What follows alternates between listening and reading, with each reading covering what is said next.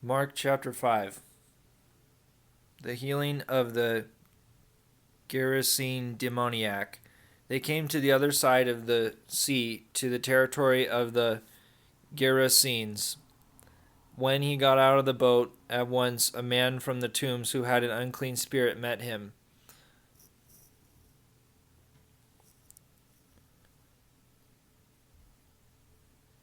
The man had been dwelling among the tombs, and no one could restrain him any longer, even with a chain. In fact, he had frequently been bound with shackles and chains, but the chains had been pulled apart by him and the shackles smashed, and no one was strong enough to subdue him. Night and day among the tombs and on the hillsides, he was always crying out and bruising himself with stones.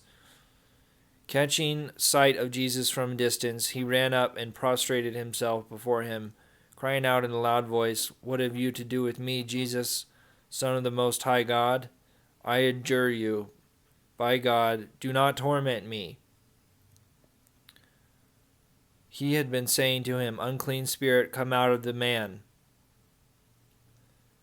He asked him, "What is your name?" He replied, "Legion is my name. There are many of us." And he pleaded earnestly with him not to drive them away from that territory. Now a large herd of swine was feeding there on the hillside.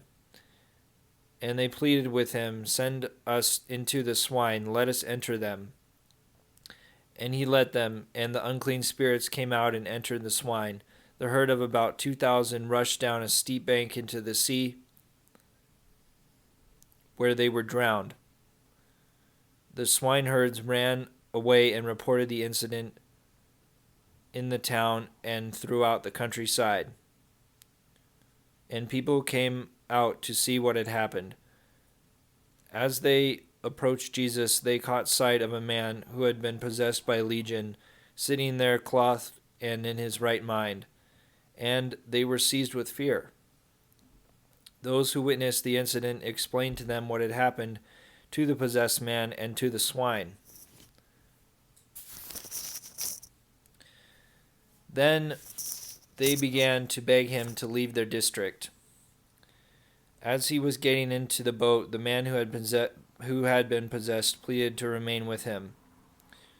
But he would not permit him, but told him instead, "Go home to your family and announce to them all that the Lord in his pity has done for you."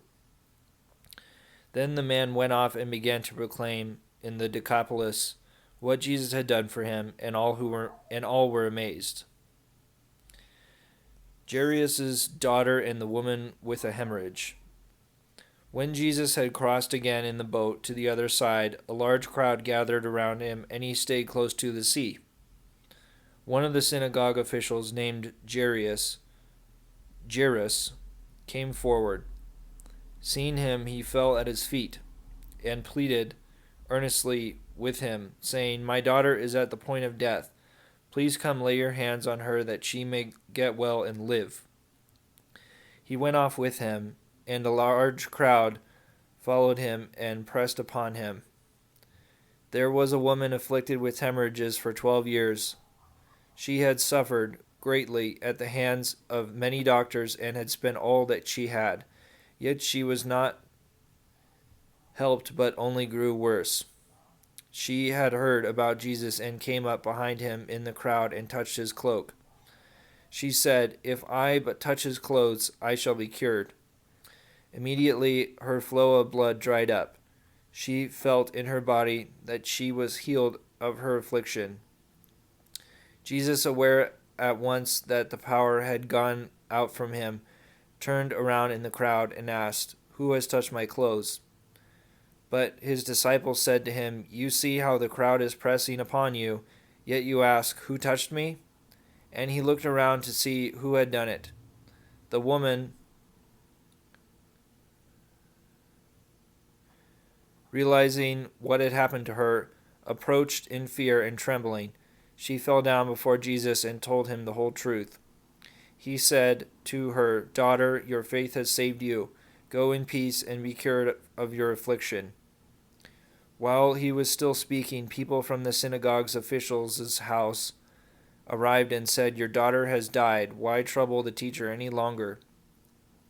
Disregarding the message that was reported, Jesus said to the synagogue official, "Do not be afraid, just have faith." He did not allow anyone to accompany him inside except Peter, James, and John, the brother of James. When they arrived at the house of the synagogue official, he caught sight of a commotion, people weeping and wailing loudly. So he went in and said to them, "Why is this commotion and weeping? The child is not dead, but asleep." And they ridiculed him. Then he pulled them all out. He took along the child's father and mother and those who were with him and entered the room where the child was. He took the child by the hand and said to her, "Talitha koum," which means, "Little girl, I say to you, arise." The girl, a child of 12, arose immediately and walked around. At that they were utterly astounded. He gave strict orders that no one should know this and said that she should be given something to eat.